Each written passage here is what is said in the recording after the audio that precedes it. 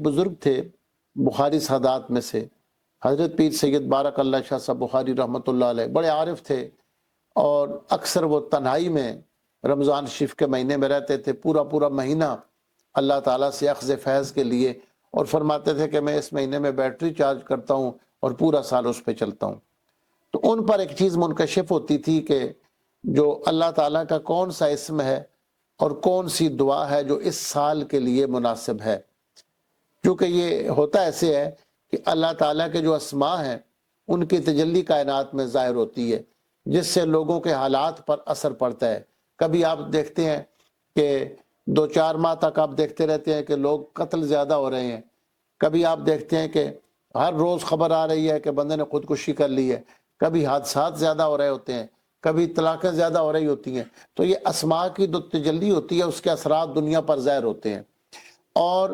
اولیاء اور عرفاء اس بات کو جانتے ہیں کہ اس وقت اللہ کا کون سا اسم اپنی تجلی ڈال رہا ہے، کام کر رہا ہے، اور اس کے ساتھ کون سی دعا کی جائے جس کی وجہ سے بندہ ان حالات میں عافیت میں رہے، آزمائشوں اور مصیبتوں سے بچا رہے۔ یہ ایک بڑی اہم بات ہے۔ تو حضرت فرماتے تھے کہ ہر سال میں ایسے کرتا تھا، اور رمضان شریف کے بعد لوگ آ کر پھر پوچھتے تھے کہ کون سا اسم پڑھا جائے اور کون سی دعا۔ تو آپ فرماتے ہیں کہ میں نے ایک بار اللہ تعالیٰ کی بارگاہ میں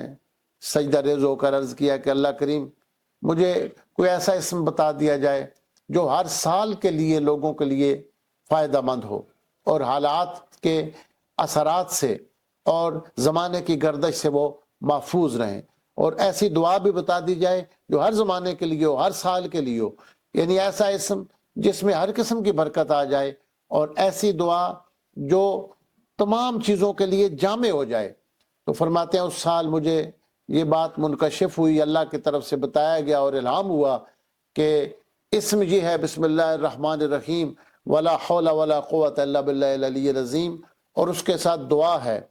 یا اللہ اپنا خوف میرے دل کے اندر ایسا ڈال دے کہ دنیا کا ہر خوف نکل جائے، اور کسی کا کوئی خوف مجھے مخلوق کا خوف نہ رہے،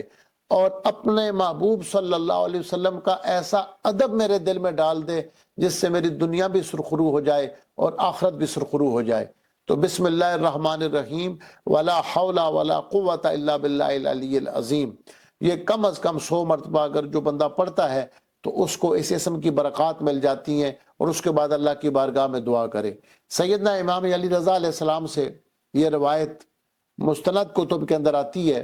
کہ آپ فرماتے تھے کہ جو بندہ فجر کی نماز کے بعد 100 مرتبہ بسم اللہ الرحمن الرحیم ولا حول ولا قوت الا باللہ العلی العظیم پڑھتا ہے، اس کی دعا قبول ہوتی ہے۔ اس عمل کے اور اسم اعظم کے درمیان فاصلہ نہیں ہوتا اور پردہ نہیں ہوتا، یعنی یہ عمل اسم اعظم کے اندر کے قریب ہے اور اسم اعظم اس کے قریب ہے، اس کے اندر اسم اعظم کے اثرات پوشیدہ ہوتے ہیں، اسم اعظم اس کے اندر چھپا ہوا ہوتا ہے۔ 100 مرتبہ بسم اللہ الرحمن الرحیم ولا حول ولا قوت الا باللہ العلی العظیم پڑھ کے دعا کی جائے تو اللہ تبارک و تعالی اس کلمات کی برکت سے بندے کو طرح طرح کی مصیبتوں سے، آزمائشوں سے محفوظ فرماتا ہے۔